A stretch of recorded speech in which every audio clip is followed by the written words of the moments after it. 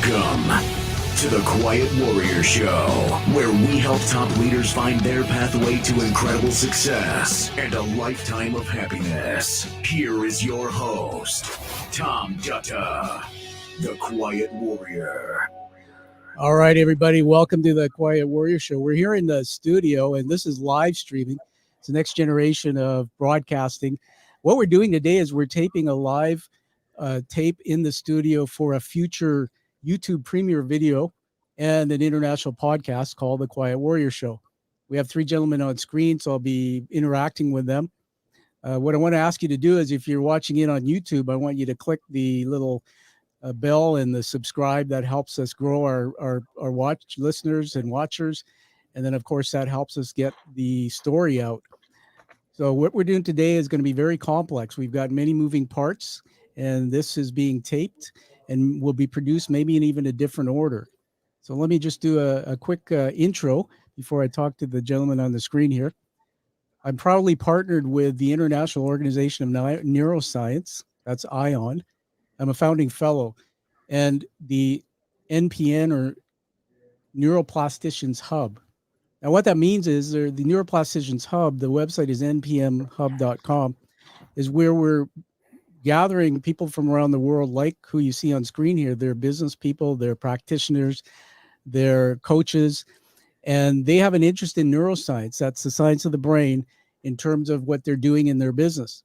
However, the world has had neuroscience for ages, but there's a lot of people out there who are saying they're neuroscientists, are using it, but it's pseudoscience.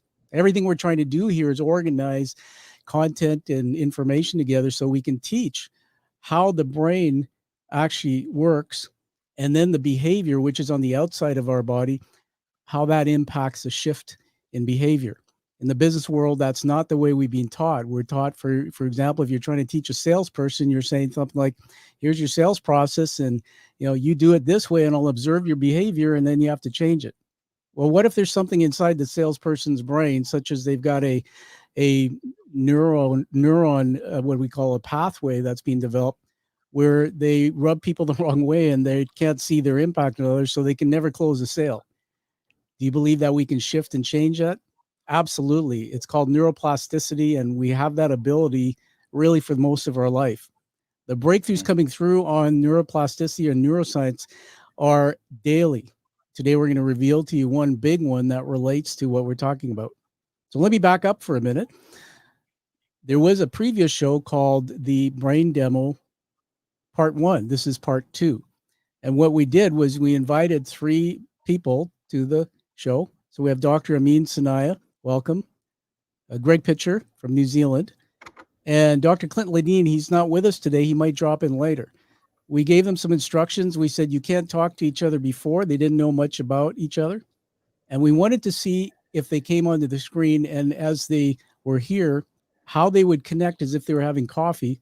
We wanted to see if they could convince the other person to like them, to find some kind of empathy or connection in their whatever they were talking about, and then persuade each other to perhaps want to be together doing something after that. And so we did the brain demo. And then what we said is, hey, we're going to come back again, and we're going to show these guys through the brain exactly how that happened and what they were doing, and decide if the demonstration actually worked. And so I'm excited today. So, hey, Dr. Amin, welcome to the show. How are things with you over there I think you're in the U.S. somewhere. Yes. First of all, thank you for having me. It's an honor. Yes, I'm in Tulsa, Oklahoma, and just happy to be here and looking forward to our discussion today. Fantastic. And Greg Pitcher, you're over in New Zealand. Tell us a little bit about, just quickly, what do you do? And it's good to have you back. Yeah, thanks, Tom. It's always great to connect with you and your audiences. Greg Pitcher from Auckland, New Zealand, and I'm a badass transformation coach. And all about agility. Fantastic. Badass. And I think Dr. Elvis Einstein will be showing up pretty soon. Everybody, Elvis Einstein is my partner. He's actually the scientist who does the research to help us, because I'm a career CEO and educator, and now an executive coach, radio show host, all these things. I don't speak the language of academic, just like many of us. However, we speak pracademic. So what we're going to do first is I'm going to bring on the screen here Dr. Elvis Einstein, and we're going to start with our first segment, which is a gift, which is 3 hacks that you can learn quickly to hack the chemistry of the brain, to be able to shift how the persons you're talking to be able to shift their thoughts, their emotions, and their behavior. How cool would that be if you could have those 3 hacks and do it almost on demand, just with some learning? And you may have done it in the, yeah, Greg saying you may have done it. So, all right, for the audience who are, we got 4 people watching, which is awesome. Thank you for being there. We have a comment. You can chat there. What we're asking for today is just observations and things you liked. If you have questions, we won't be addressing those directly today, but they'll form part of another show. I think there'll be enough in the show today where you'll get a ton of content. So we're going to now share screen, and I'm going to bring Dr. Elvis Einstein on. There's another segment he created where he wanted to tell you about who he is, his relationship. We'll see if we have time to do that later. It's kind of funny because he hit the wall and he had a bit of a brain. Let's put it this way. He blew up doing this project because I didn't give him a lot of time to do it. So let me share screen with you now. I'm going to present, and just you be my my thumbs up if you see it. So what you should be seeing soon is a, just let me get rid of that. All right, you're going to see a blue, you should see a blue screen as soon as I click it and share it. Do you see that there? Not yet. How do you see that now? No, not yet. Okay, we're going to add it to the stream. Perfect. All right, there we go. All right, so here's what we're going to do. And first of all, let's bring in some neuroscience. The brain is lazy. The brain doesn't like to work too hard. And the part about the brain loses focus if we bring in shiny objects. So now I have a video up, and you're going to start watching that. So about every 15 minutes, if we're doing this type of production, a little hack, the brain, it wants to have a change in focus or it gets bored. So what you're going to see us do is we're going to change it up after we watch this video. So let me play this and just take it all in. I want you to stay unmuted and feel free to blurt out and say anything you want as we're watching this video. All right, get your pens and papers out. You might want to write a note or two. Here we go. Tell me if you can hear the sound. Do you hear the sound? No sound. Okay. Okay. All right. That's why we do live here, everybody, because we have little bits and pieces that happen. So I'm going to remove that from the screen for a minute here. Hold on a second, you guys. And we're going to do that again. All right. There's my mouse. Stop sharing. And now we're going to present. This time we're going to optimize sound. So share screen, share tab audio, select entire screen. There we go. Share. Add that to the stream. All right. Guess who that is? Okay, guys, give me a thumbs up again if you hear the sound. If not, I'm going to have to check something else. So stand by. Whoops. I'm going to go back to there. That's not what I want. Right there. All right, here we go. You hear it? No sound. No sound. All right, hold on. I'm going to play it again. All right, let me go to my sound panel. Why don't you two unmute and just chat with each other, have a conversation. It's okay. We'll edit that out. I just want you guys to stay connected there. So let me do some things over here while you. So, Dr. Amin, what are you excited about today?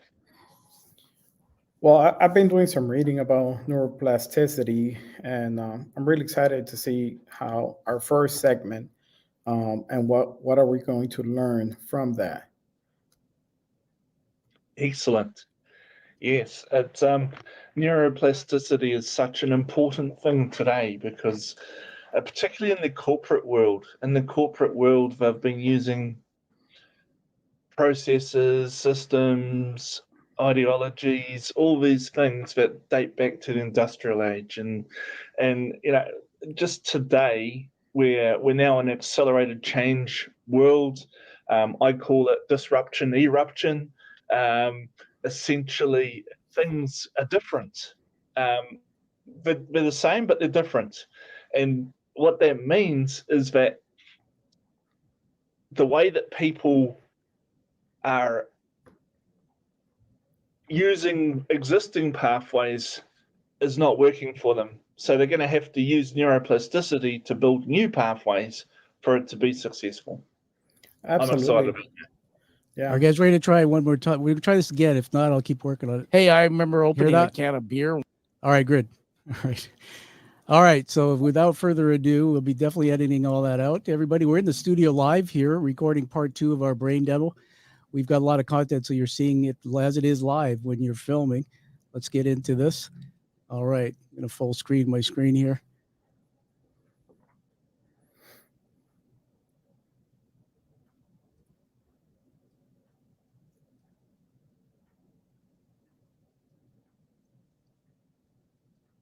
Stand by. There we go. All right, here we go in 3, 2, 1. Keep your mics open and feel free if you want to say anything. We're going to start this video. Welcome, Dr. Elvis Einstein, who's our researcher in our lab.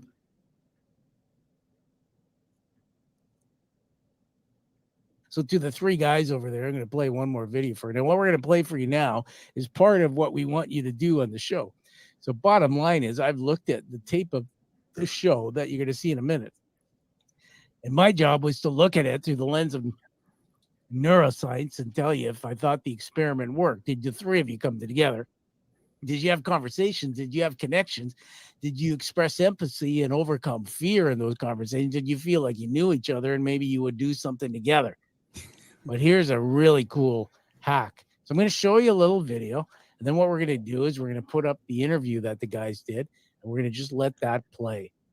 And what we want you to do, guys, when you watch this, we want you to identify the 3 hacks in the video as you're watching yourself. Did you do it? Didn't you do it? You kind of hung yourself out to dry and just crashed and burned. I think you nailed it, but we're going to leave that up to you. So I'm going to leave it at that, everybody. All my research is done. AI needs some research there. Wrinkles, part of the team. He's done his videos. So hopefully that's helped you You're understand going to meet our AI some of the assistant mechanics later. in the brain about storytelling and the systems. And this last one, this is the piece de resistance. Resistance.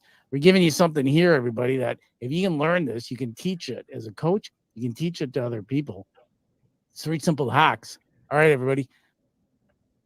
To buy into your idea, or maybe to at least consider your recommendation, but somehow in communication with that other person, they just couldn't see the value the It's same kind way of that neat you music in did. the background. Or have you ever been in a meeting where you knew that you wanted to be able to be included in a discussion, and you inside your head, you had these ideas that you really wanted to share, or maybe you wanted to express yourself, and inside your head it was really clear, but when you tried to advocate for yourself, when you tried to express yourself, that somehow it didn't quite come across as clearly or as powerfully as you had hoped. Well, your ability to be able to communicate is also dependent on your ability to tell a good story. There it is. Right? How many of you have heard this, where in terms of telling a story is the great way to connect with people, because people relate to stories? That's what Well, we're one talking of the about. biggest mistakes that storytellers Yeah, I make see you guys are is nodding that there. when people are trying to tell a story, they just try to remember all the events that happen, and they are just trying to tell the sequence of events and tell it exactly the way it happened in sequential order or in chronological order. Well, what if I told you that that's not the best way to tell a story?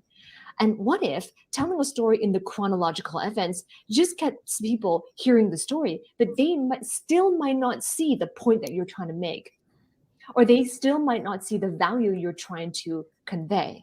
So in this video, what I want to share with you are 3 brain hacks on how to be a good storyteller. Like, these are genuine communication tips, because communication is also in our ability to tell a good story. And our ability to tell a good story is also directly correlated to our ability to be persuasive. You see, let's make no mistake about it. Humans are sold on stories, by stories, since the beginning of time, right? We can't help it but to be captivated by stories since we were young. As soon as we heard the phrase "once upon a time," it was all ears. We were all in and eyes locked, and we wanted to hear what happens next. Right? Hollywood, films, movies, storybooks, and captivating novels all are built around stories. Right? The way an author is able to connect with their readers, the way directors, movie directors are able to connect with their viewers, depends on their ability to tell a great story. But it is not about recollecting the series of events that happens. when you tell a great story and you do it right, the story itself solicits a cocktail of drugs in our mind. And I call them drugs because essentially, what happens to drugs when you take a drug, it has a very powerful effect on our brain. So the exact same thing is true when you tell a great story and you do it right. Chemicals, the drugs, the cocktail that is released in your mind during a story. The first cocktail is cortisol, which is in response to. So I just got to pause it there. You guys might have just write down the first hack, because what we're going to do is watch the replay of the brain demo, which is a replay of you doing it. And we're going to ask you to identify where you see each one of these hacks appearing. We'll keep going here. Stress, pressures, the cortisol problems, is key, or things that we want the solution for, or pains that we want to avoid, right? Our brain releases cortisol. The second drug is dopamine, which is in response to pleasure. Whenever we feel pleasure, our brain has a surge of dopamine. The third drug is oxytocin, and this is the empathy chemical. Right? Whenever we hear a good story, and of course a story involves a main character, it involves characters in the story that are moving towards a series of events. And when we relate to the person in the story, our brain releases empathy, it releases oxytocin. So in this video, I want to share with you 3 brain hacks on how you can tell a great story as well. Right? So the 3 brain hacks to tell a great story is number 1, first hack, is to identify a character that creates resonance. The character is what we call the protagonist of a story. And always the protagonist in the beginning sets out to achieve a goal that's meaningful to him or her. And it doesn't mean that your listeners must be achieving the exact same goal as the main character, but the main character is likable. You tell it in such a way that there is resonance. There are things in common. There's a common concern. There are common considerations, common objections or hesitations, a common struggle or a common mission. And that's what creates resonance. Now, the main character of the story, usually it's yourself, right? So then that's the number 1 hack, is you identify a character that creates resonance, and that releases oxytocin. Hack number 2 is an antagonist that creates enmity. Now, this is really important, because the reason why Hollywood movies hit at the box office or get 5-star reviews is because there are antagonists, right? The main character is our favorite character. We resonate the most with him or her, but they're going through some sort of journey. And in that journey, it's not all roses. It's not all happy. But in the journey, they have real challenges that challenge their beliefs, that challenge the core of who they are, that challenge their abilities and their competencies, because they want to achieve a meaningful goal. And along the way, they have these setbacks and failures and this whole roller coaster of emotions, and roller coasters of it looks like it's going to work and then it doesn't. And these new problems arise as well. So the antagonist could be a person, another person, but it could also be an abstract idea. It could be a concept. It also could be an entity, an organization. Right? So that's the second hack, is an antagonist that creates enmity, because then that's how you cause the release of cortisol in the brains of your audience who hear your story. Before she goes on, everybody, enmity. I had to look that word up. I don't know, maybe you're all smarter than me. I researched. So the state of feeling, or the state of feeling of being actively opposed or hostile to someone or something. And you can see now where the fear comes from, that feeling of enmity. All right, we'll keep going. By the way, this is Dr. Grace Lee. She specializes in neuroscience, and this is one of her passions. Let's keep going. And hack number 3 is an outcome that creates hope. Right? Hope is not just a wish. Is not, I wish something will happen. Hope is a well-founded, well-grounded expectation of the future. So when you're creating hope in your audience, when you tell your stories, it's allowing them to experience the possibility of a future that they desire. And hope then goes on to be the residual emotion that they feel. And that residual emotion that is left in your audience is the greatest factor, the greatest driving force of influence in the story that you're going to tell. Right? So those are the 3 hacks, and I want to hear from you. If you resonated with what I'm saying, then give me a thumbs up. All right, let's take that off the screen now, everybody, or I'll leave it there maybe, and I'll just get you guys. We're on mic, so Greg, keep your mic open for the show, unless you got some background noise. All right, so you guys see the 3 hacks there, right? You got those? Mhm. All right, so we're going to keep moving forward. And I think Elvis is going to set this up for it again. So again, for our audience, brain demo number 1, we did a couple weeks ago with 3 people, the 3 gentlemen you'll see, and they were to just meet for the first time. And we were trying to see how they communicated and if something would happen to the chemistry of their brains. And so let's take a look. And guys, I'll tell you what to do as we start moving forward. So let's see if we can get this going. Welcome back, I think, Dr. Einstein. Everybody, here's the brain experiment. Okay, this is actually the replay. You saw this. Clint Ladine's there. He's not with us today. Again, these are all 3 gentlemen from business. They're coaches, they're leaders, and they're not brain scientists. So let's set this up. 3 leaders, never met before, 3 brains, and the attempt to communicate and shift each other. We've assigned some roles. Mr. Greg Pitcher from New Zealand, Saturday in New Zealand. Greg is going to be the observer, and Greg will be observing the conversation that Amin and Clint will be having between each other. Here's what we've given Amin and Clint. And by the way, the instructions were sent out only 24 hours ago. We didn't want them to prepare. As if they're meeting for the first time for coffee or in a business setting, they're talking to each other. They're going to have 10 minutes to have a conversation. Our job, and Greg's as the observer, is to observe the conversation. We've told Greg that he's not to make notes, because as his head's down, he's not leaning in and catching the conversation, catching the body language.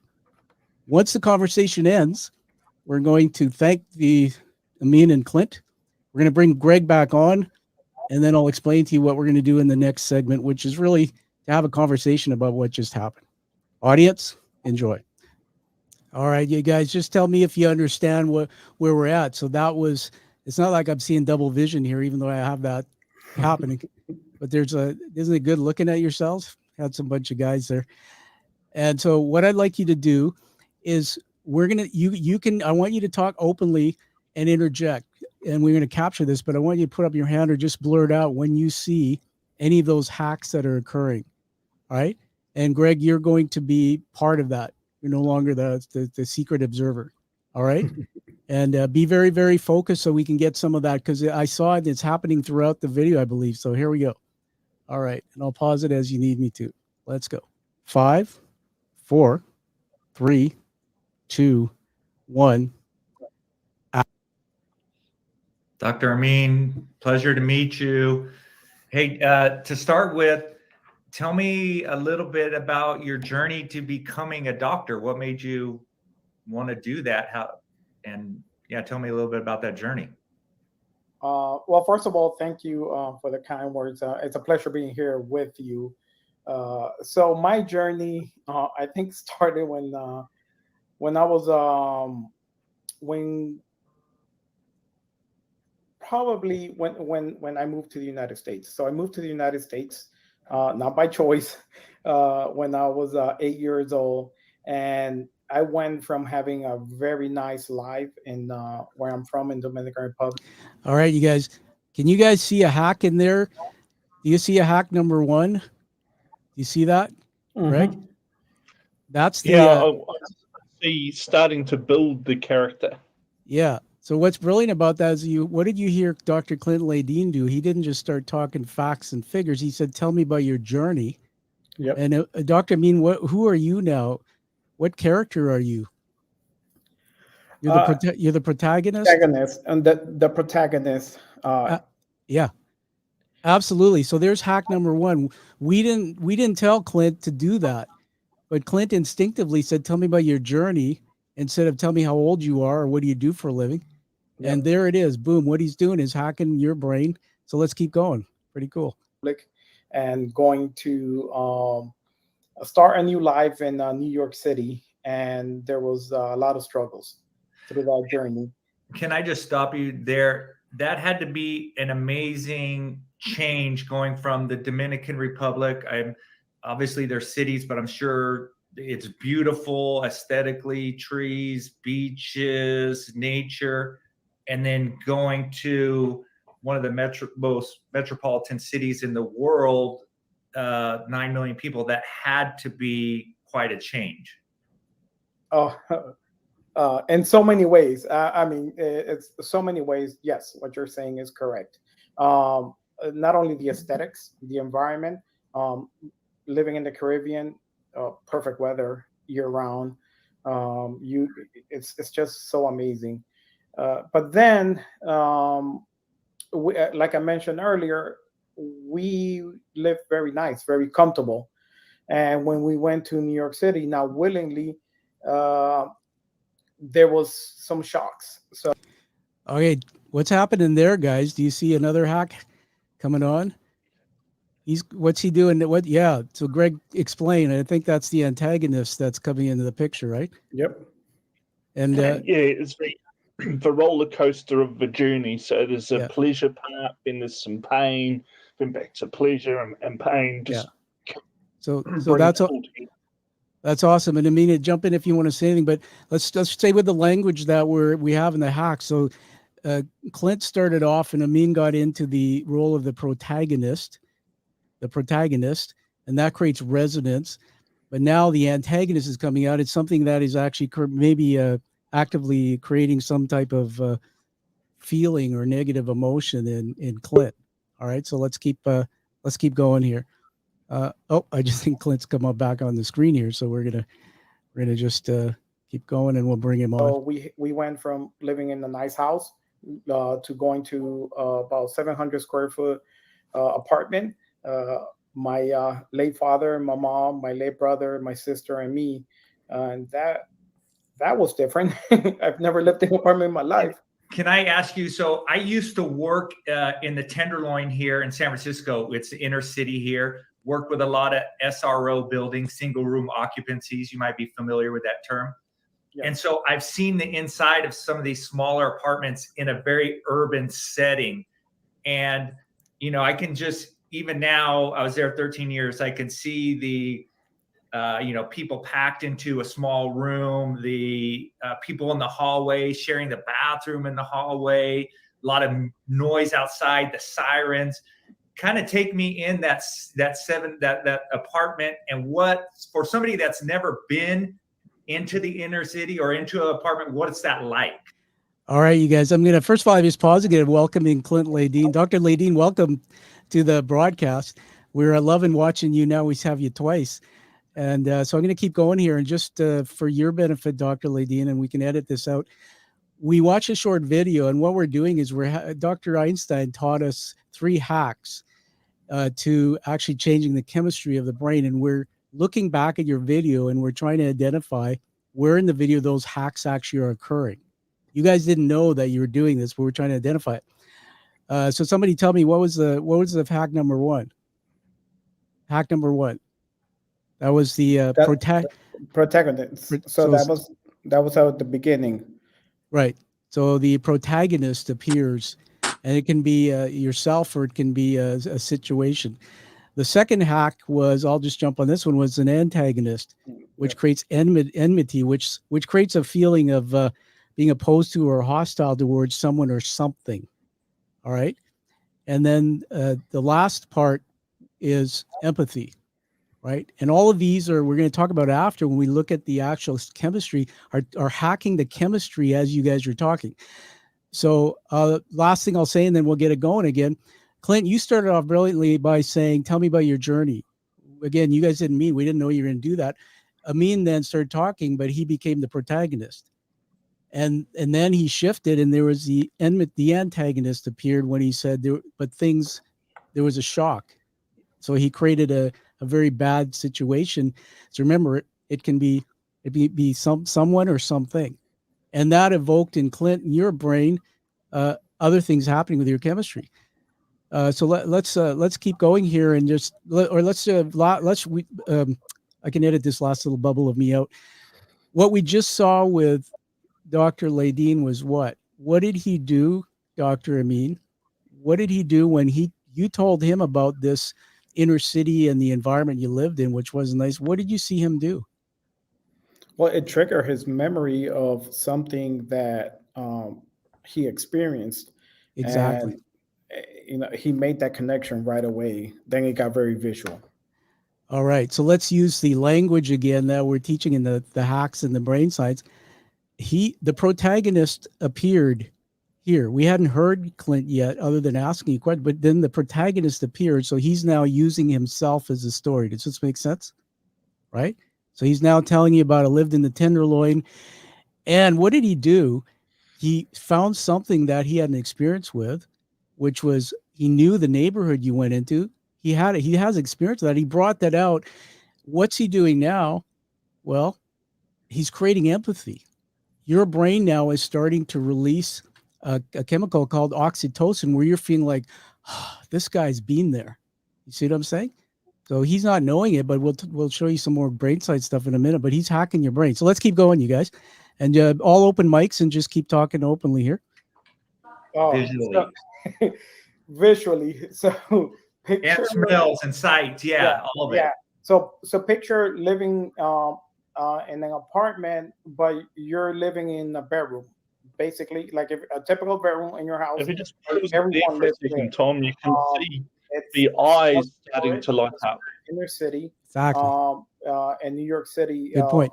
rat-filled, roaches everywhere. The conditions are not the best. And at that time, I mean, if we wanted something done in your apartment, you did it yourself. There's no one that's coming to fix anything. So I'm going to pause it again. Come on, you guys, just jump in if you agree with what I'm seeing here. So again, going back to the brain, what's happening is when we trigger this distress, the cortisol, which is a brain chemical, cortisol is released. And again, we'll get into this more detail. But listen to what you're saying, Amin, and it's getting me stressed. Yeah. I've never been. So this cortisol is releasing, and cortisol actually makes you, it really makes you focus, and it's a stimulus to put you into a state of alertness. Does this make sense to you guys? So for the audience, what's happening, a bit of brain science here, your body's built with a mechanism called the fight or flight response. And that is another term for it is the sympathetic nervous system, although it doesn't sound intuitive. So just think about this. What Amin's saying about that scary situation, I'm taking that in through all my senses. So is Clint over there. And my brain has to decide, is there danger? And is there fear, danger, or not? That's what the brain really does. It has to get us to engage with the outside world based on what it takes in. When it says that system kicks in, we get a heightened sense of alertness. And I'm just going to throw this out as an evocative story. Imagine you're in the jungle in Vietnam and you're a soldier and you've got your buddies around you and there's stuff going on that you can't see. And all of a sudden you're walking and you're quiet and you hear a twig snap. And what happens? Your sympathetic nervous system triggers, you go into this fight. Yeah, exactly. Right, yep. Greg? That's what's happening with the cortisol. We weren't meant to stay in that heightened response for long cycles. That can turn into distress, which leads to critical illness. However, if the soldier over here all of a sudden said on his radio, hey, don't worry, that was just me stepping on a twig, right? Now he becomes the protagonist in the story, and the brain chemical is going to change in your mind, right? I mean, it's going to start changing. Now all of a sudden there's going to be a little bit of empathy there. And then he winds up and tells you, oh, by the way, the choppers over there, we got an extraction point, 5 minutes we'll be there. There's nothing happening for 5 miles because they gave us this overhead view. So we're going to be okay. Now, all of a sudden, everything in your brain has just changed. Cortisol is being replaced with oxytocin, right? And then there's persuasion there. Your brain's going like, I got to follow him, and everything's going to be okay. See how powerful that is? All right. So let's get moving forward. There's some winter days that there's no heating. The heating's not working. So guess what? You just kind of bundle up as much as you can. But on top of all that, I know you mentioned the sirens, the noises and whatever. We actually live in a very rough neighborhood where the police didn't come to where the block where I lived. If they came, they're coming at least 50 to 60 of them at a time. So because right across the street, the building right across the street was a drug haven. So they had a big place there, drug lords. So everyone that I grew up with is either dead or in jail. no one else other than my late brother, my sister, and then a couple of my cousins that live next door. Just about it. We're probably the only ones that got out of that type of environment. Wow. Yeah. So I mean, do you also? I'm just thinking about when I was down there for 13. Right, my kids also. We had a school there, right, in this Tenderloin district, the worst district in the city. My kids went to school there, and we used to have to navigate. And maybe this could have been the case with you. My kids were accustomed to weaving in and out of drug dealers, prostitutes, stepping over needles. Feces was very common in the city down here, navigating. Those type of things, people just yelling at the top of their lungs for no reason. Did you also see some of that and experience some of that stuff as well as many other things? We had a saying in the neighborhood that once you got robbed or held at gunpoint or a knife, then yeah, welcome to the neighborhood. Yeah, you've earned your stripes, huh? Yeah, you're a real New York resident of that district, borough. So, guys, what's going on here, back and forth? What's happening? Again, looking at the hacks, protagonist, antagonist, empathy. What are you seeing? Yeah, I mean, so we're going. Noticed. Go ahead, Greg. Then I'll. Sorry, go, Dr. Man. So we're going back and forth between cortisol and. Hang on a second. We'll let Greg go first, and then Dr. Yep. Me. Greg. So one of the things I noticed was actually Clint's eye blinking when he was experiencing some of the stress. There's a lot more blinking going on with Clint. So and when he was getting some more dopamine pleasure and starting empathy, his not as much blinking was happening. And then when it switched over to Dr. Amin to describe his situation, he started to blink a little bit as well. So I thought that was interesting. Fascinating. Amin, anything quick? Well, we kept on switching back and forth between all three hacks. So, at points where you see the cortisol being released. So yeah, that's a stressful side. Then you see some oxytocin when we're empathizing with the situation, exactly. And then a little bit of dopamine. Yeah, and Clint Ladine, you're on there. I'm not sure if you want to just jump in and say anything, but we'll keep the video going. We got about 6 minutes left. Yeah, keep it going. Okay.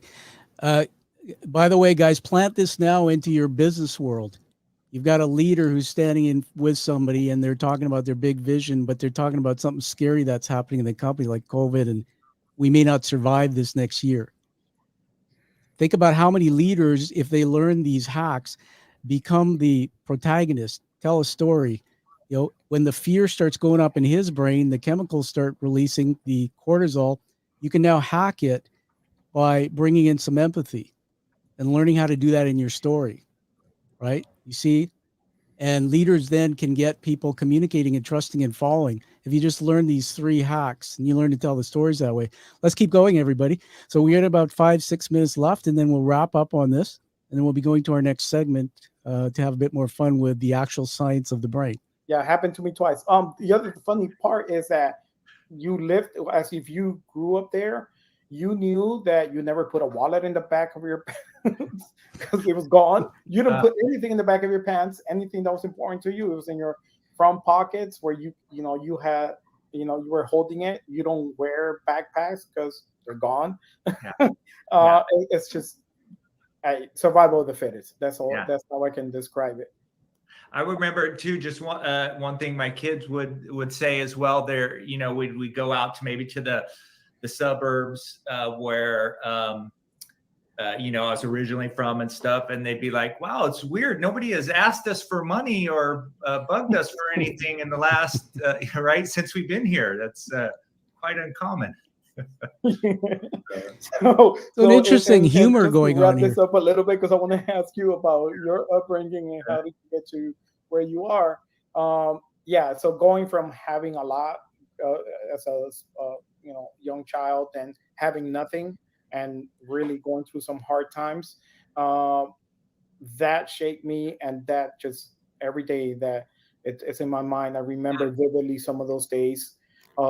This is why I got to the point where I'm at. It's because I'm driven. I'm driven that my family will never have to experience that what we had to go through. Yeah, and was there in that, and then I'll share mine, was there a watershed moment? Because like you said, a lot of your neighbors, colleagues, right, they maybe got involved in some other stuff. Was there a watershed moment that you remember you're like, okay, I'm going to do some different things than what some of my friends or some of my neighbors are getting involved in? It wasn't as much as my friends as it was my late father. So my mom, my dad, my mom was a university professor. My dad was president of the largest labor union in Dominican Republic, and that's why we got kicked out of the country. We came to New York City. My mom had to go work in a sweatshop, and my dad had a slip and fall accident and became disabled for life. That was my watershed moment. Oh my gosh, I'm sorry. That had to be. I can't even imagine. How did you? When you found out, it was crazy because I didn't know anything, but we felt it. Some nights we didn't have dinner. It was real. Yeah, that's a lot of real life. And what do you tell people that maybe are going through a similar thing, or right, for many things people could say the cards were stacked against you. That's a lot to overcome. What do you tell people that might be starting the starting point of their journey where you were at? One thing is that you have to pray, whatever fill your spiritual bucket, and try to make the positive out of everything you have. That's one thing why I consider my dad my hero. My mom is, no matter what, no matter how bad the odds got stacked against them, we got through it. We persevered. We did it, and I'm so proud of them. That's an amazing story. Congratulations, and very inspiring. We'll pause it there for a minute. So did you feel, I mean, I don't know about you guys, but did you feel that drop again in the pit of your stomach? In that, so what appeared again in your story? He's the protagonist, but what appeared again? The antagonist. Yeah, right? The antagonist, and that cortisol just rushing in. So what do you think is happening in Clint's brain? Hearing you talk about that, did you see his reaction? What do you think chemicals being released now in his brain? Well, it was oxytocin. You can see right away when he's trying to empathize with the situation. It's like, whoa! You saw him. He went backwards a little bit. And Greg, Greg and Clint, did you see any cortisol? Anything there that could be cortisol? Because what I saw was he struggled with how to actually come back to that. When you watch it closely, that's what I observed. It hit him hard. And he was struggling, like he's, oh wow, like you could tell, right? So what's happening in his brain is if you look at the 3 hacks, he's now releasing cortisol. As a storyteller, I mean, if he's releasing cortisol, which is actually going to block oxytocin and that connection to you, what could you do next in terms of the 3 hacks? You could bring him around by providing some hope. Exactly, man, you are smart. Absolutely. The third hack was, to defeat the fear is to bring in hope, which creates that oxytocin.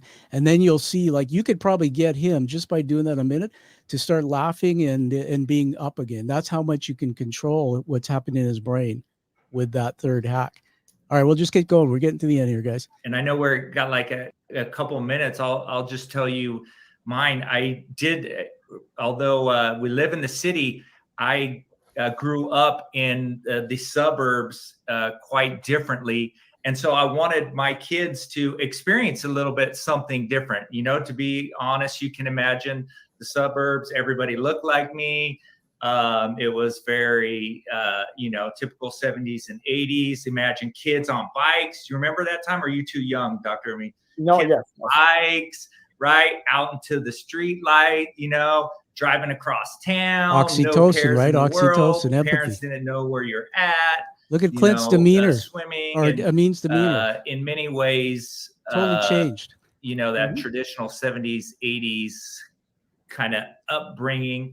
And my wife's from the city, and so I wanted my kids to get to know something different and get a little bit of that grit and some of the real life that we see in the city. And so we've been here now for 30 years, and my kids, like I said, grew up in the city and love it and enjoy it. And don't know if we're going to leave. We like the sights, the sounds, the smells, the real life of the city. All right, what do you see in there? I'm just going to lead here, you guys. Clint, yeah, I don't know if you knew you were doing this, but masterful. So again, you're seeing what he's doing. He's turning his story now. He's actually trying to get oxytocin and empathy going in you and get you back to being a happy guy.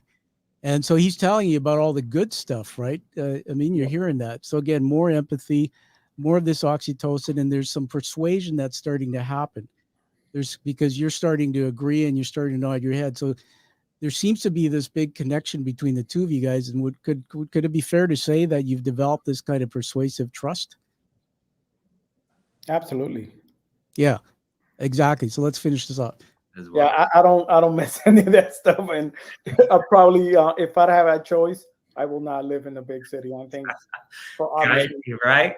Yeah. I understand. I have a family that they don't like to come to the city. I'm believing it's because of the city, not me, but yeah, they're like, nah, bro, we're not coming out there. So can I ask you something? The minute we got on camera, you have a sign behind you that says core values. Yeah.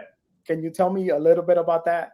It's just my eyes are just focused on that. Oh yeah, I was, I was going over with an organization, a nonprofit in the city, and they were just getting started, and they were at the beginning point, and so just going through it with them on how they starting this organization. And of course, right, one of the things that you mentioned is having those values in alignment so you can grow and know where you're going. And so that was just an exercise that we went through, and you could see the Post-it notes of the things that were important to them that would be guiding as they grow and develop. And now I'm going to get a little excited because that was about a year ago, and now they are, I was just talking to the leaders, they have just launched a 5-year, $3 million fundraising campaign.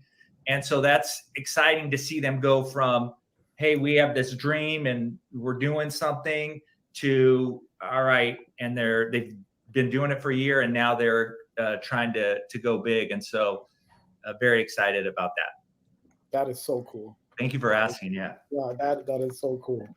Pleasure meeting you, Dr. Amin. Thank you. Likewise. Yeah. All right, we got to have more conversations. Amen. Love that story. All right, let's just, I'm going to take that off the screen for a minute before we reset the next little segment. Let me just make sure I don't remove the wrong one. Hang on, everyone. Where is my feed? I think it's that one there. All right, we got you fine fellas back on the screen here. So any final thoughts? Let me just recap for our audience. What we saw there is we taught you 3 brain hacks that you can use to hack the chemistry of each other's brains. We had you look back at this. So you saw the roller coaster of one guy's going into stress. The other guy is knowingly telling a story and, bringing that protagonist and maybe getting some empathy going. But look what happened at the end. Did you see that last little clip? You guys are like, hey, nice meeting you. We should talk again or whatever. I mean, that's the first conversation. And now you're sort of that persuasion to, I like this guy. And so maybe we'll talk further about some stuff. It's pretty remarkable, isn't it? When you look at it now about what's happening inside the brain. Would you agree? I reckon if they had been together, they would have hugged. Oh, they would have hugged. Yeah, virtual hug. Yeah. All right, 3, 2, 1. I'm going to put a little gap in here. We started a bit late because I had some tech difficulties. I'm conscious of time. I actually have a couple more segments that I'd like to do, but as I said to you, you all can decide, if we just keep motoring and do it, or if we have to set up another time. What are you guys feeling? Go for it. Dr. Mead? Clint? Go for it. Okay, I think we got you with a bad connection and maybe just in a different spot there. Listen, if something's needing to drop off, feel free, because we've covered what we really did, which is we wanted to do for the next episode that's going out to the hub is look at the experiment and see if it worked and get you to look back at it through the lens of brain science. I'll tell you what I'm going to do now. I'm going to actually play a few videos. We're going to dig into the limbic system and a little bit more about storytelling, but more from within the brain. So we're going to show some visuals and things. And then I think might be one more small piece. So I'll just basically keep motoring forward. How's that? Okay. That's fine. All right. And if anybody wants me to stop, put your hand up because I'm conscious of your time. So thanks. So we're going to look at a video here. I'm setting this up. We'll edit this piece out. It's by a doctor. Hold on a second. Dr. Paul Zak. Dr. Paul Zak is actually in the NPN hub. He's one of the people in there. And I'm going to play a video that Dr. Einstein found. It's a research video that's brilliant. It's about 8 years old. It's called Storytelling from the Brain. So let me get to 19 minutes on this thing here. Just go back here. 15. Yeah, right there. Okay, so I think that's 33. 25 minutes. I'm just going through my video itself, 15 to get to the marker. There it is. Okay, 1912. So I'm going to share that back on the screen. You guys see it there? Full screen. Yes. Okay, I better make sure I share the sound. So we're going to share it again. Add to the stream. Oops. We have Tom Square on the screen. Yeah, no, it's, hang on, I got the wrong, there we go. Okay. Should be up there, Dell? No. Nope, hang on. Okay, there it is. Got it? All right, so here we go. So in this one here, we're just going to watch. It's a very short clip. I think it's about 3 minutes, and then we're going to talk about it. So please be thinking of your questions about what you see, tying it into what you did, anything at all. Here we go. Hey everybody, we're going to share with you some videos. Now, this is a way non-academic people learn. They watch credible videos or videos that are done by others who have knowledge. That's part of research. We talk about critical thinking. When you watch these, you reflect on it, and maybe you learn it, and then you can apply it. So that's what we're going to do.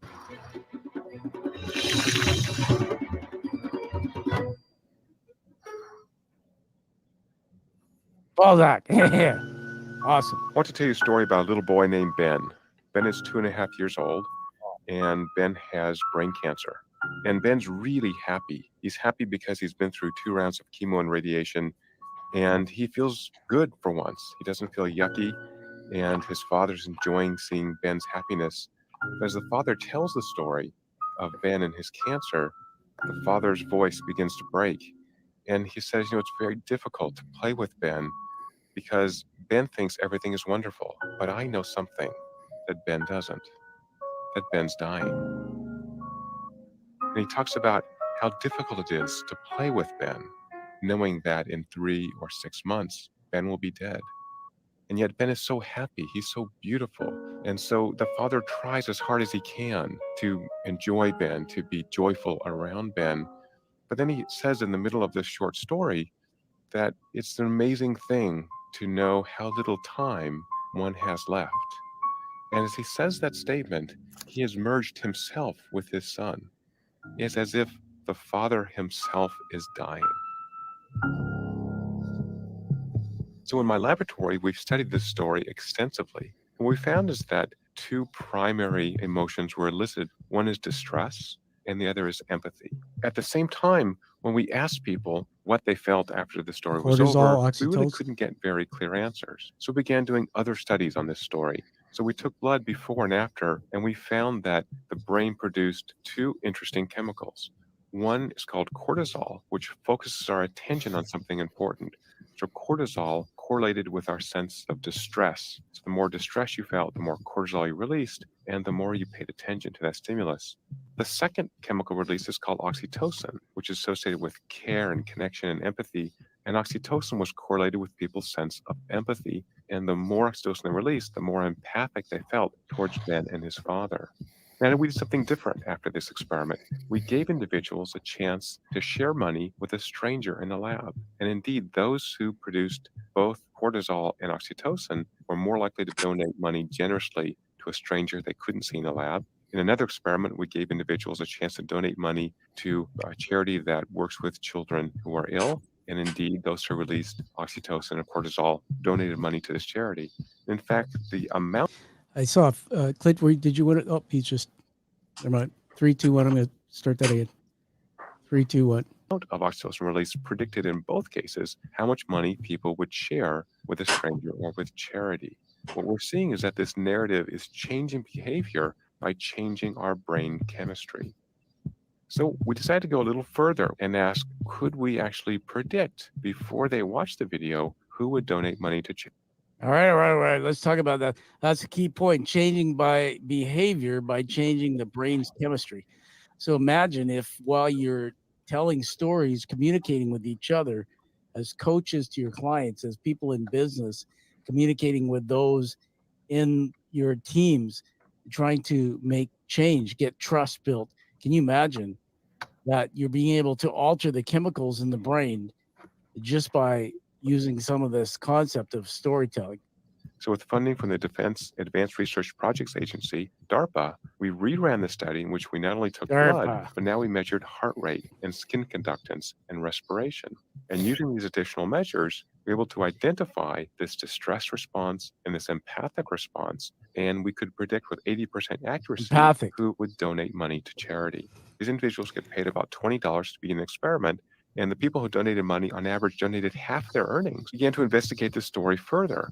We used functional brain imaging to identify the regions in the brain that were most active while watching that video compared to a control video in which Ben and his father were at the zoo. And what we found was that the most active areas for the emotional story were areas in the brain associated with theory of mind or understanding of what others are doing, and areas that are rich in oxytocin receptors that make us feel empathy. And guess what happens when you watch 100 seconds of a father and son at the zoo?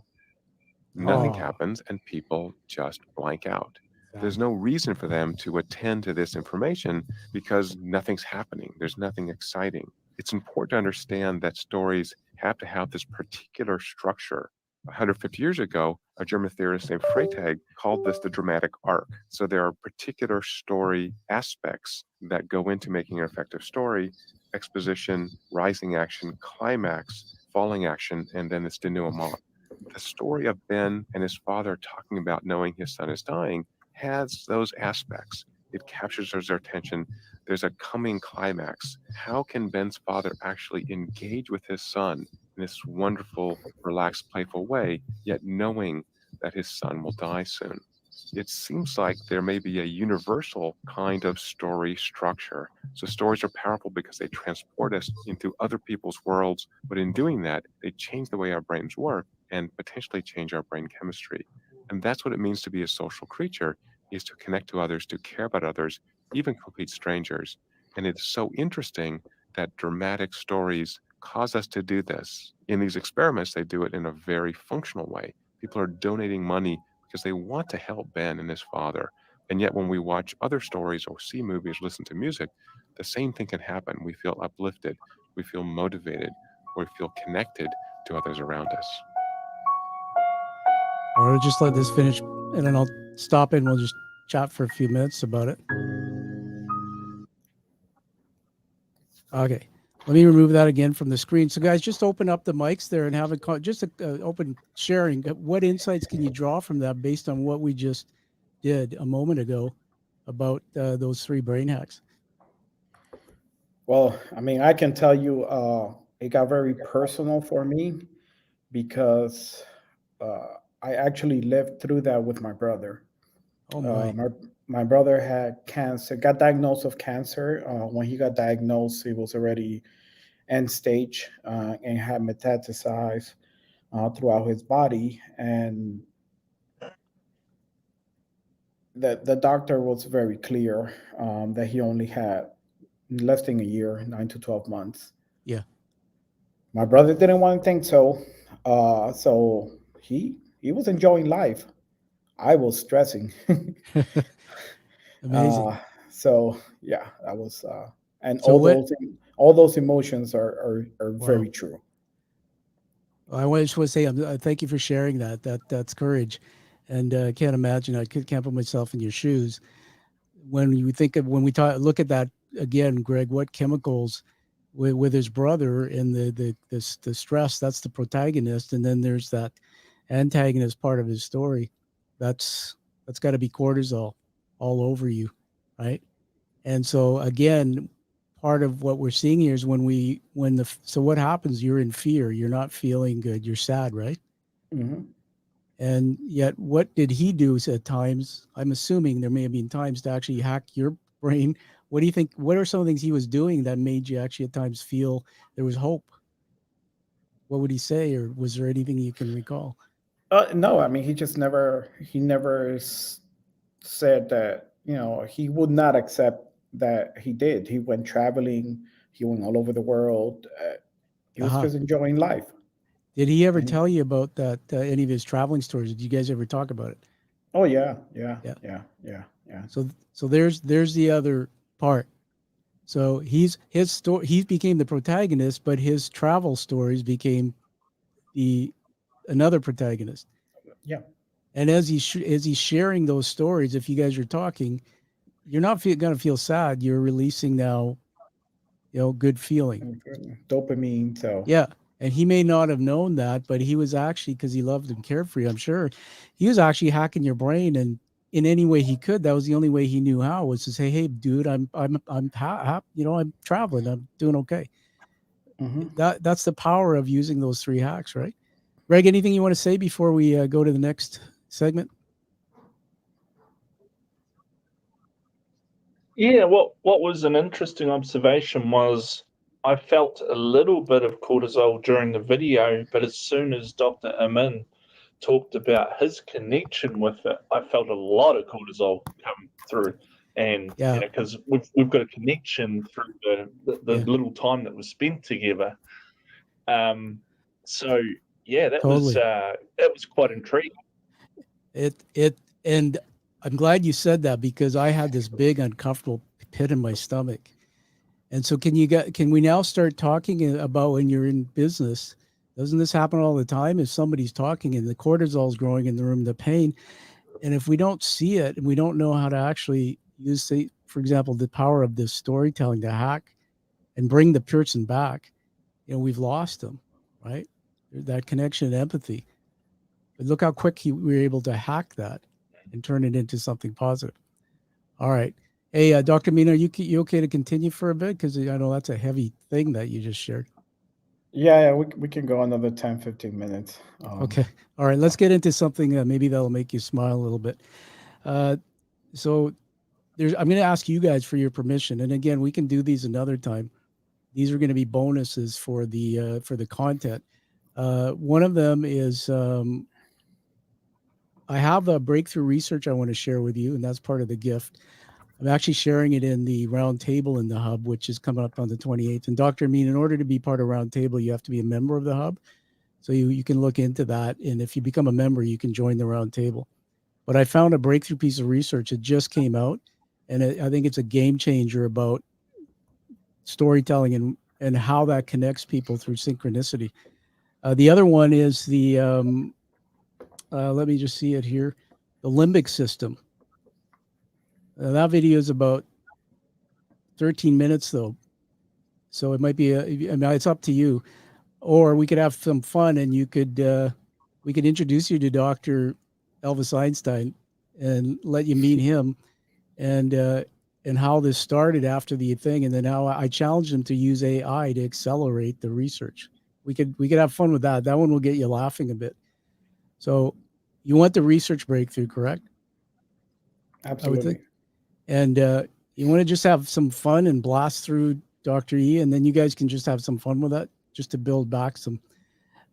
Because let me just back up. I'm not going to put it in the show, but can you see what I'm doing here? Trying to produce and create this hub. There's a method behind my madness. So I'm a non-academic. So if I'm on the hub talking with language, I'm going to confuse the people I want to say that guy's just like me. He's one of me. And that's the business tribe. So I created this avatar, this character, Dr. Elvis Einstein, and he's now the scientist. So he does the research, he brings that. And so people are going to go, I'm getting it, but I can still connect to Tom because he's talking my language. Do you see that? Mm-hmm. We're going to introduce another character called Mr. Brain, and that's going to come a little later. So this is going to keep building. And what I'm hoping is to have all the business people and coaches come and follow my hub. A lot of the other hubs are great, but they're getting a lot of academic people who speak very academic language. Does that make sense? So if you have feedback along the way and you think, hey, maybe this isn't working, just share it with me. So let's go into this one and get you to meet Elvis. So hold on. I'm going to bring the video back on. Dr. Video recording. Yeah, so it's 0. It's right at the beginning. So hold on. Just going to do that. And if it gets too much, we can pause. It's about 6 minutes. All right, so let me bring this back on the stream. Feel free to smile and enjoy yourselves, you guys. I gotta get some good feeling coming after that conversation. All right, here we go. All right, so I'm gonna set this up in 3, 2, 1. So after we did a brain demo in the last episode, and after that, I loaded up Dr. Elvis Einstein. He's in the research lab, and I said, hey, I want you to take this brain demo and interpret it through brain science. See, he's the scientist, I'm not. So what you're going to see here is he went on a bit of a rant, and he created a whole bunch of stuff, did all the research, and that's what we used to see if the brain demo worked. But let's, you guys know a lot of people met him, so let's hear him. It's about 6 minutes. Feel free to talk over him.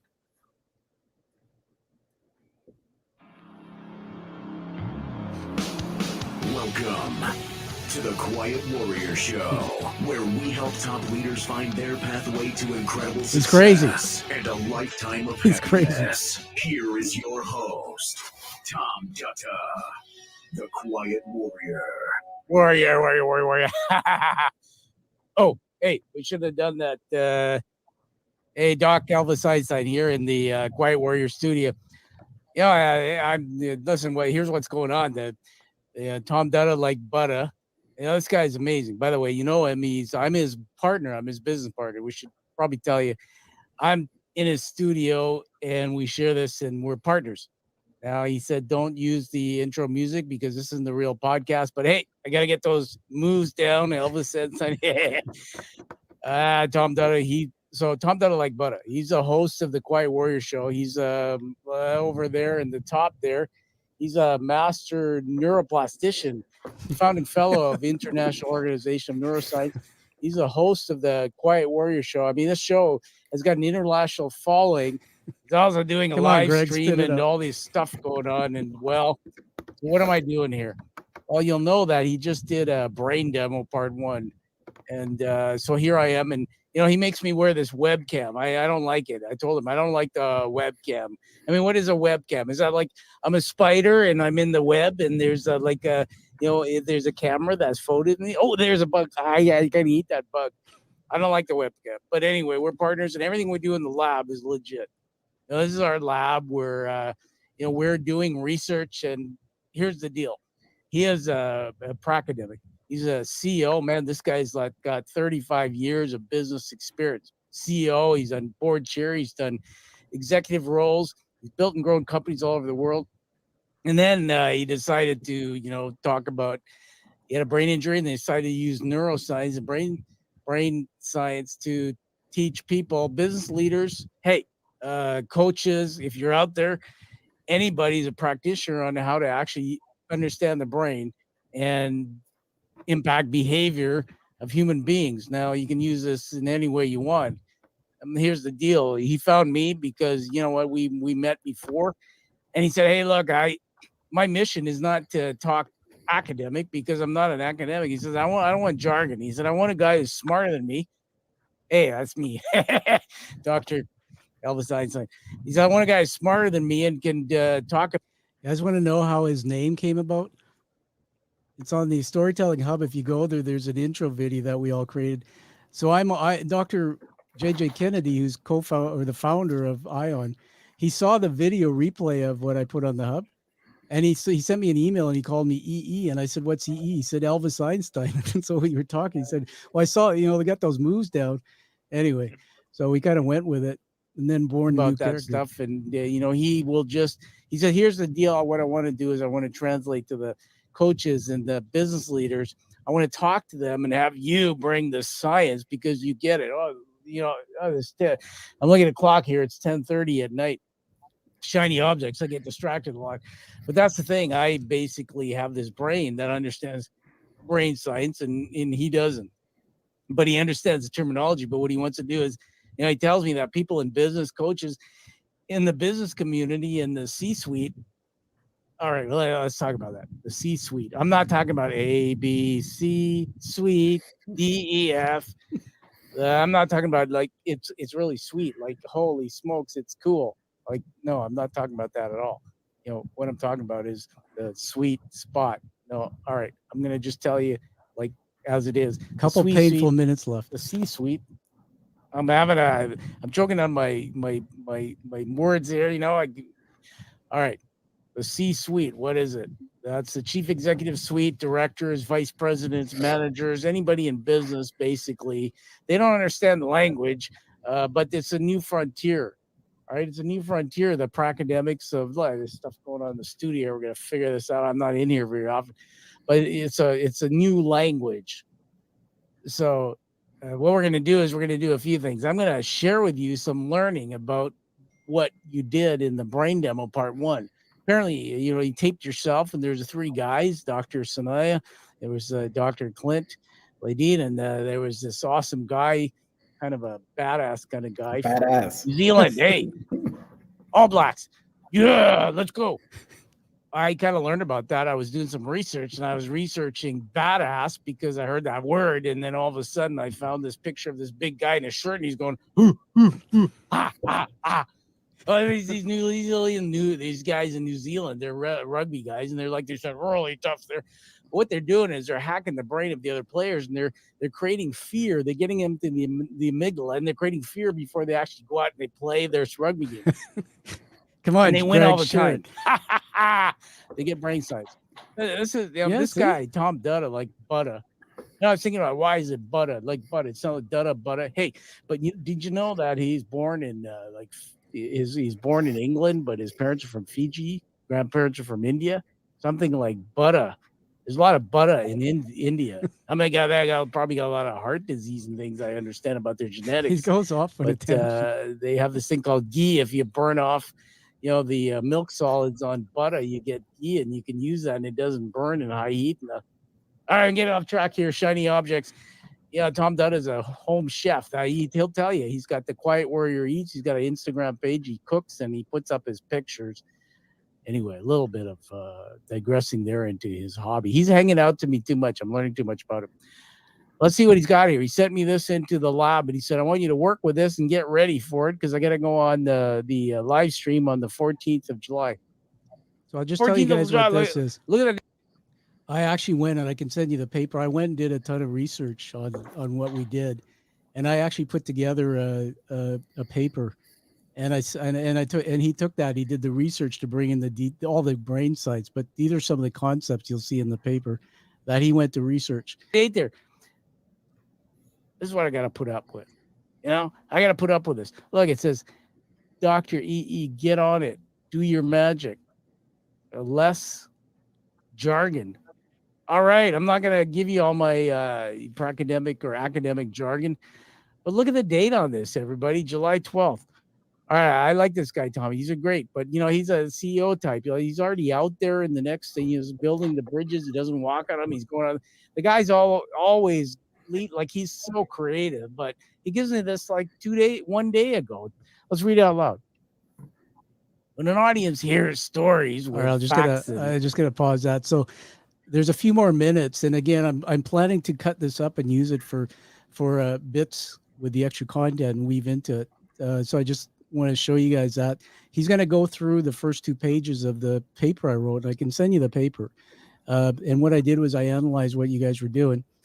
And then the next thing I can do is I'm going to show you, because he was pissed off. So he was all over me about giving him 2 days. So I said, I gave him a clue. So let me show you what that is. Glad you guys aren't yelling at me, kicking me off. All right. So we're going to introduce you to now what we've integrated something into the lab that he's going to be using. So that's at 15 minutes. I'm just going to try and move ahead here. 13, 14, 15. This is really exciting, actually. It's something new. So I'm just going to start it up again. 15:41 to about 19, so about 4 minutes. Shoot, 15:41. There we go. 15:06. Retail can bypass these, and then Just going to find that marker. 15:40. Okay, we'll try there. All right, here it is. Stand by. All right, 3, 2, 1. Here we go.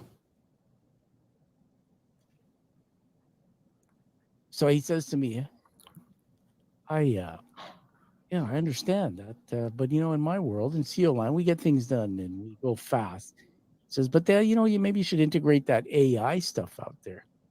AI? What is AI? I mean, I'm Dr. Elvis Einstein. Look, I've been studying the brain for a century. I get it. I'm about 150 years old. That's all I talk about, the brain. I think brain first, then human behavior and everything second. I said, okay, I'll integrate the AI. So don't tell anybody here. Shh, it's really quiet. It's confidential. But I've been working on this since he gave it to me. And we've just integrated our AI into the team. I need some research videos. Look at that. There he is. That's the member of our AI team. All right, let me introduce him to you, everybody. And I'm pretty excited about this. Everybody, there he is. Meet Wrinkles. Hey, Wrinkles, how you doing? Hey, Wrinkles is Sharpay. You get that? Sharpay, sharp mind. Yes. Hey, he's now the research. He's the AI research team. Hey, I need some videos. Hey, I need some research on Dr. Get it? AI. I keep calling him Doctor. I need some research on Tom Dutta like butter. You got that? What are you saying? He's trying to say something. No, you tell them. You know what he's telling me? He said, look, here's the thing. This guy now is part of a team. He doesn't cost a lot. And he basically every day he goes out on the internet and he's learned to use his paws and hit the keyboard and do research, find neuroscience research videos and all this kind of stuff. And then he comes back here and he presents it to me, and it's like, it's fast. AI, I got that AI. I need some research. That guy is awesome. So I think I figured that AI thing out. But the thing is, he's been licking the screen because he thinks that the screen, he can use his tongue to lick the screen when he's doing his research. And it doesn't really work that way. All right, he wants to tell you something. What do you mean you can't do it? No, you can't lick the screen. They're not there. You can't do it. You can't do what you want to do. You want me to tell him? All right, everybody. Listen, this is our new AI research assistant, Wrinkles, and he wants. This is what he wanted to tell me. Hey, give me some skin. Give me some skin, everybody. Give me some. They're not cute. Anyway, get out of here. That's our research. Watch the extra new couple AI minutes. research assistant. You're gonna be hearing more about another research assistant we call Mr. Brain. He's going to come out another episode, but I looked at that video, and so I thought, well, the first thing I want to do is I want to teach you a few things about the brain. How does the brain work when all this stuff about storytelling is going on? And for all you business people, or you practitioners, or you, what do you call yourself, coaches? Hey, are you coaching? What are you doing? Are you moving around and coaching? Yeah, 1, 2, 3, 4. Do that. Kick that soccer ball. No, we're talking about executive coaches, life coaches. People are transforming others' lives. And sometimes get my hair caught in my lip there. Okay, hold on.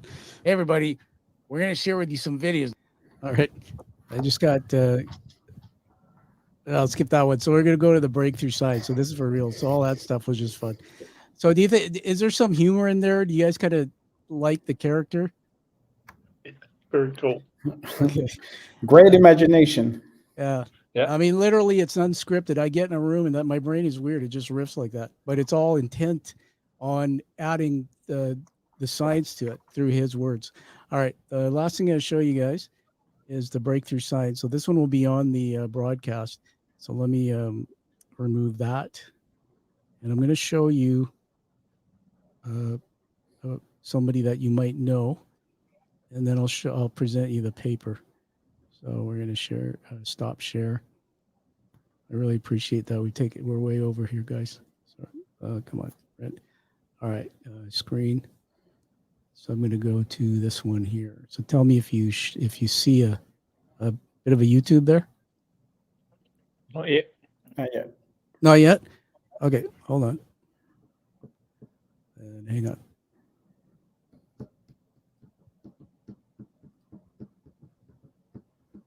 Hold on. Gotta stop share.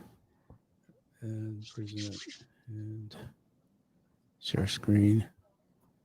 Chrome tab. Dr. Schultz. You still don't see it? Nope. Nope. Okay, sorry. Hold on. Gosh. All right. It's a long way to see from New Zealand to Canada, though, so it could be a bit distorted somewhere. Hang on. I just stopped sharing, but I'm trying to find you guys. There you are. Okay. All right. So I've got the three of us on, and I got to present. It's literally the YouTube. Oh, here we go. So share screen and window, entire screen, Chrome tab.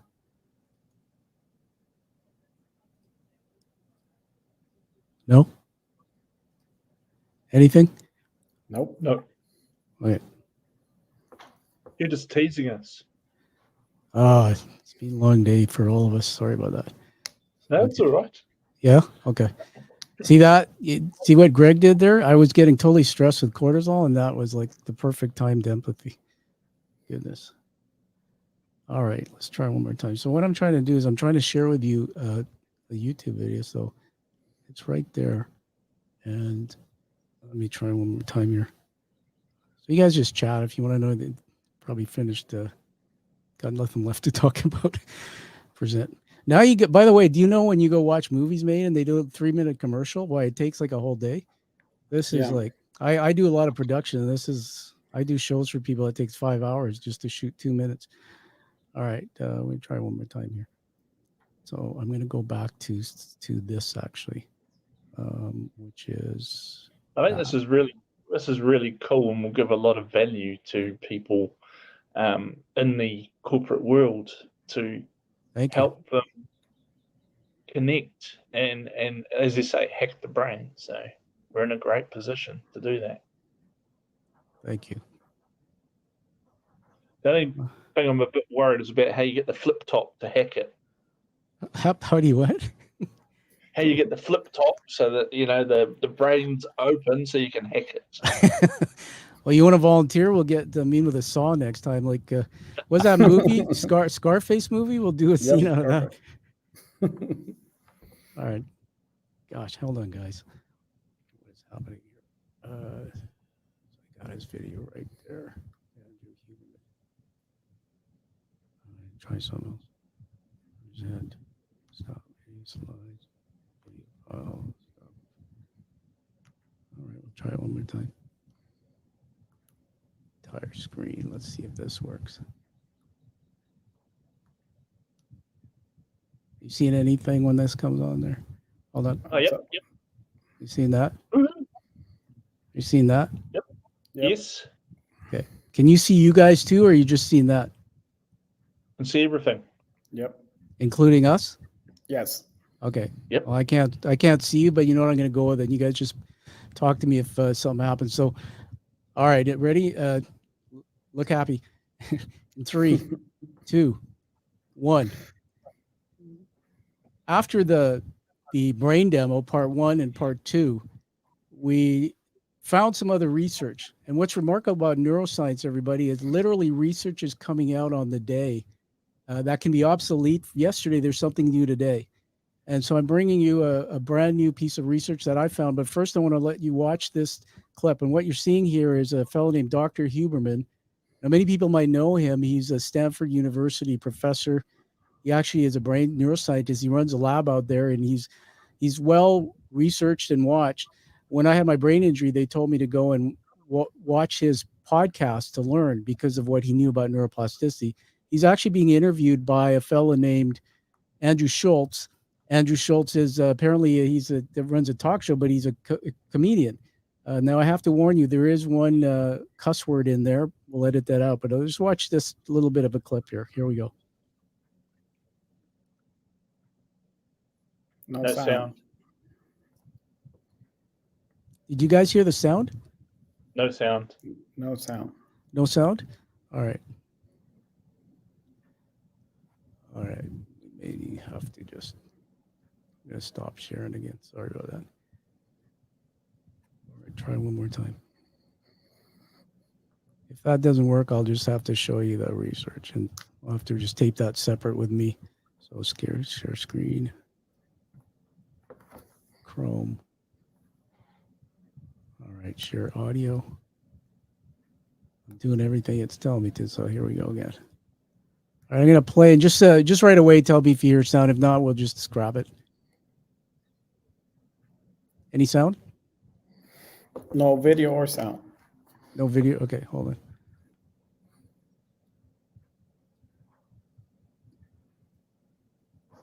I don't remember that.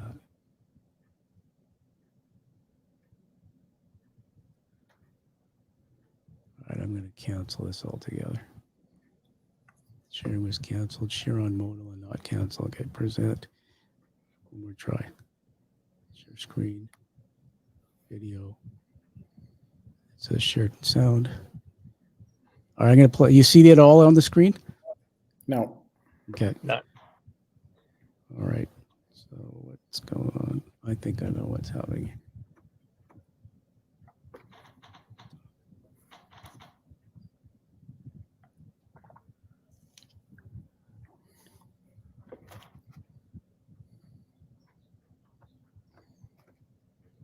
All right, let me just get rid of this.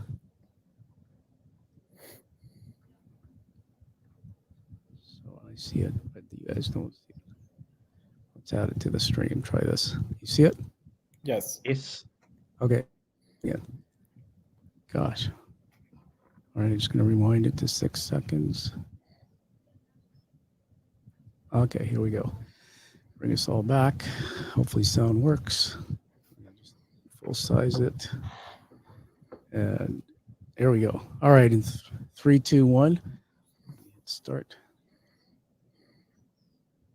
On story.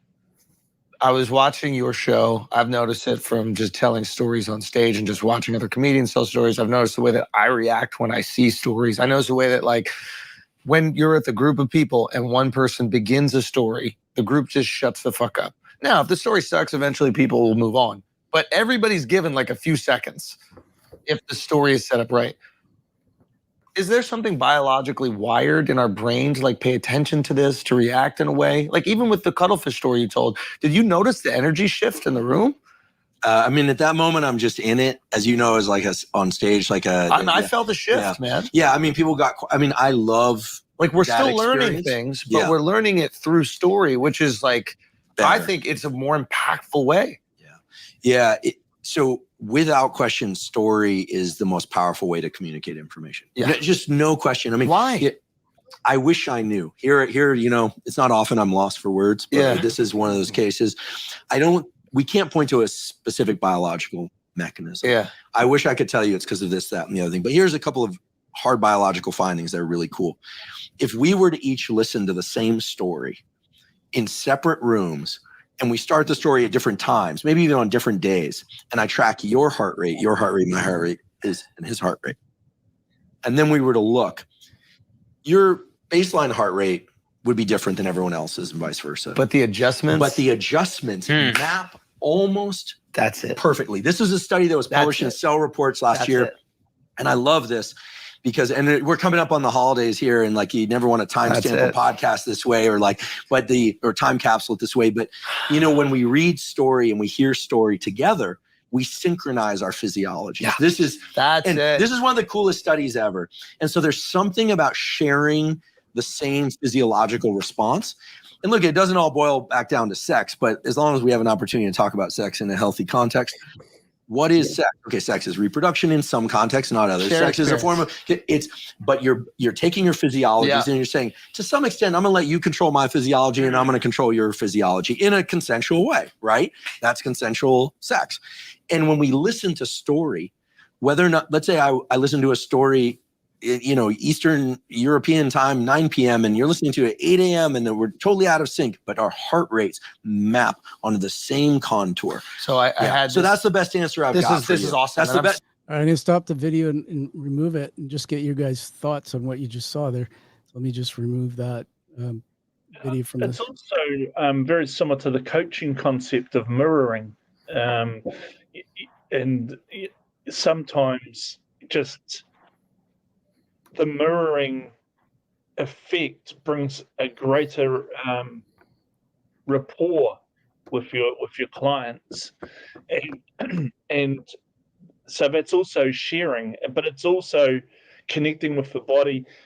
Is it blinking? Is it their breathing? What is it that you're mirroring? But it's still sharing and connecting.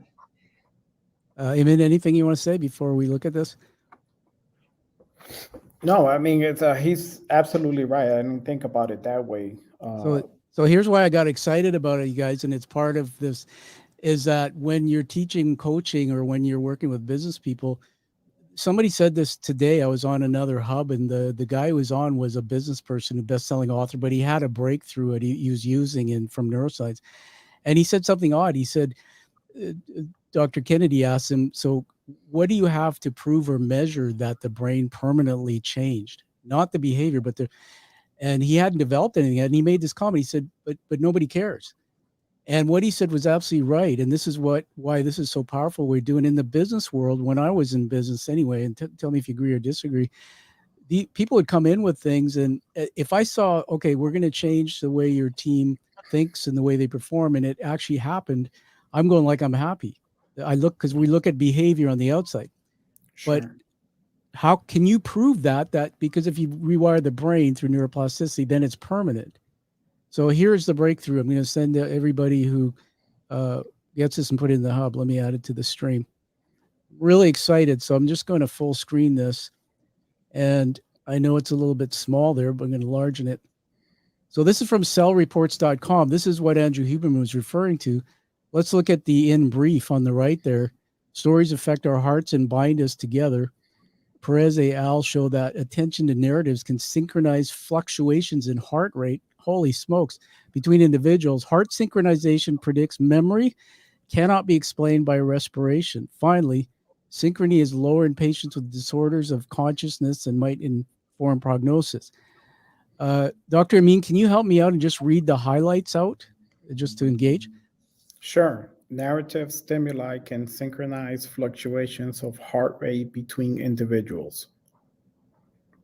This interpersonal synchronization is modulated by attention and predicts memory.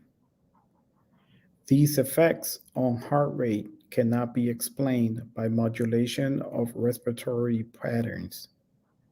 Synchrony is lower in patients with disorders of consciousness. And just look at the little picture there. So there's the story going on, the same story. These people are in different parts of the world or whatever. And they've measured through this research, this study. I'll just pull up this because you'll get a copy. This last slide I wanted to put up here. And Greg, are you okay to just sort of try to read that one out for us? Is it, or is it too small? As long as everybody can understand the New Zealand Kiwi accent, I'll give it my best shot. We do. Yeah. I don't know how, but we do. Heart rate has natural fluctuations that are typically ascribed to autonomic function Recent evidence suggests that conscious processing can affect timing of the heartbeat. We hypothesize that the heart rate is modulated by conscious processing and therefore dependent on additional focus. Okay, I'll give you a break there. I'll take the next part. So well done, Greg. To test this, we leveraged the observation that neural processes synchronize between subjects by presenting an identical narrative stimulus. As predicted, we find significant inter-subject correlation of heart rate when subjects are presented with an auditory or audiovisual narrative, much like if we showed them your little video. Consistent with our hypothesis, we find the ISCHR is, I don't know what that means, is reduced when subjects are distracted from the narrative, and higher predicts better recall of the narrative. Finally, patients with disorders of consciousness have lower ISCHR, I guess that'd be heart rate, as compared to healthy individuals. We conclude that the heart rate fluctuations are partially driven by conscious processing, depend on the attentional state, and may represent a simple metric to assess conscious state in unresponsive patients. Basically, one of the best studies that's come out. It's powerful. So to all of those watching us, we'll be putting this in a place where you can get it through the show notes. We'll be sending that to you in the NPN hub. Final thoughts on that before we wrap up here, you guys, about today. So we'll just take you back. We had you look at your replay of your brain demo. We taught you 3 hacks on how to hack the chemicals of each other's brain, creating a story with a protagonist and antagonist, and then somehow empathy. And then we had you watch it, and you were communicating out in the video. You're telling us where you saw, you recognize those 3 hacks. And then we went into cortisol, which is focus attention. We talked about oxytocin, empathy, and all of this really is designed in telling stories, if you craft them that way, to create not only empathy, but persuading somebody to follow your next step, persuading somebody to want to do something you want them to do, versus just talking facts and figures. What a powerful thing storytelling is. On the next episode, we're going to be doing 2 segments. One, we're going to dig into the limbic system where all of this stuff resides. We're also going to look at a little bit more of how that can actually be altered. So let me give it to you guys for the last word here. I'll start with you, Greg, from everything that we did today. Well, because my brain only takes in what the last 5 minutes was, I'm really excited about the we need to start over then. about the connection part of it, because I think that's really the most important part anyway.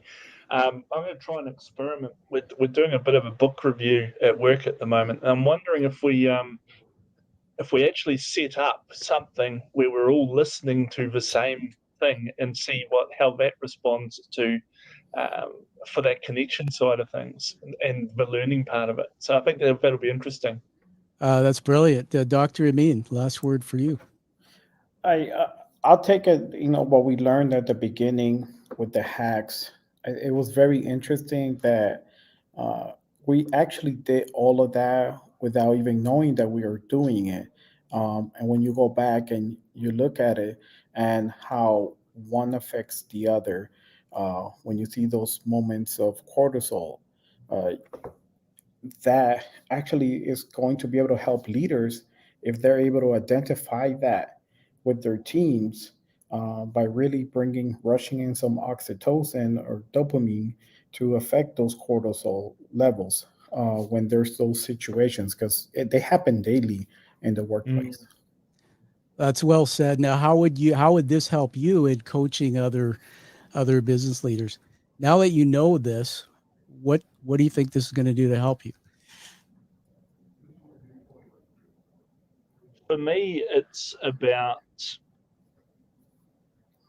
helping people connect more with what the message is through being a protagonist and an antagonist.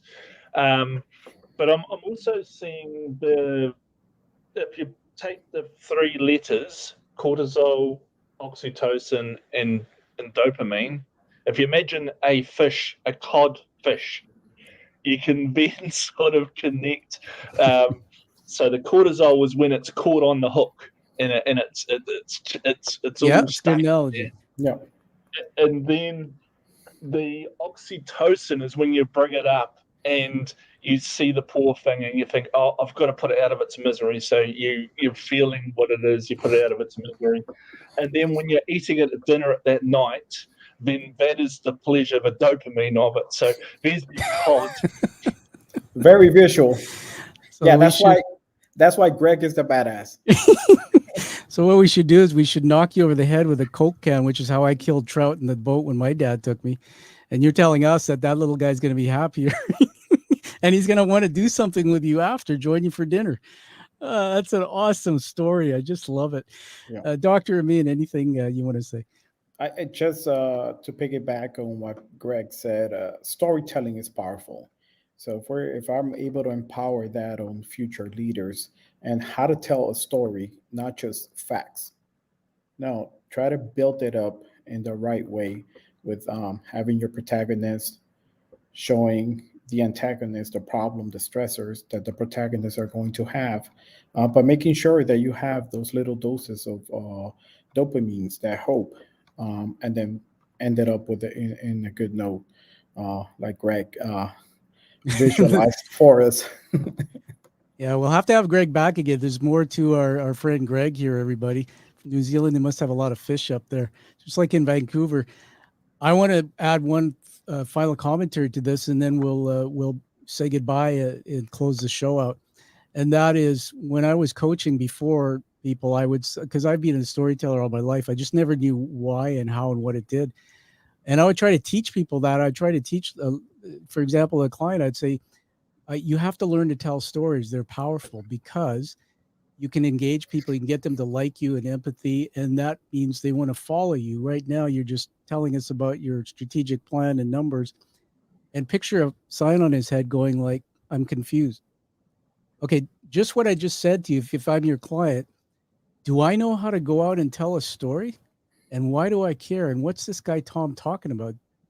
Do I get a notebook of a book and read it? But if I say, I'm going to show you how you can alter the chemicals in the brains of your leaders. And if you're standing up doing your vision statement as a CEO, you can have the whole room feel your up and downs of emotions in your story and connect to you and say, wow, I'm just like you, and believe that they can follow you through this vision. Really? Let me show you how they can prove it, how you can change the brain's chemistry. And then I'll teach you how to structure a story. There's only three things: a protagonist, an antagonist, and then you got to create this thing called empathy. That's all I'm going to tell you. Let's work on that. And then let's go and look at some more videos to learn about the systems in the brain. And then now you can say to your board and you can say to your team, I have scientific proof that this is going to change not only initially, but it's going to permanently alter the way we think in our brains. And you'll win every sales call out there, and you'll basically have teams that will now be more alert and attentive and probably engage more. That's the power of this. And you guys, I want to thank you for being on the show. Everybody, Dr. Amin, Sanaia, Greg Pitcher from New Zealand. Also, we say goodbye to Clint Ladine. We'll be producing all this, and we'll be sending it out in the releases of the show and the YouTube video, and also in the NPM hub. So check it out. We'll see you in there. So guys, thanks for being on the show. And everybody live that life that you deserve and live the life that you desire. And we'll see you all again. And I'll get you guys to stay on the screen just for a moment. Thank you for listening to the Quiet Warrior Show. Create is a motive-based leadership development firm. www.kreat.ca.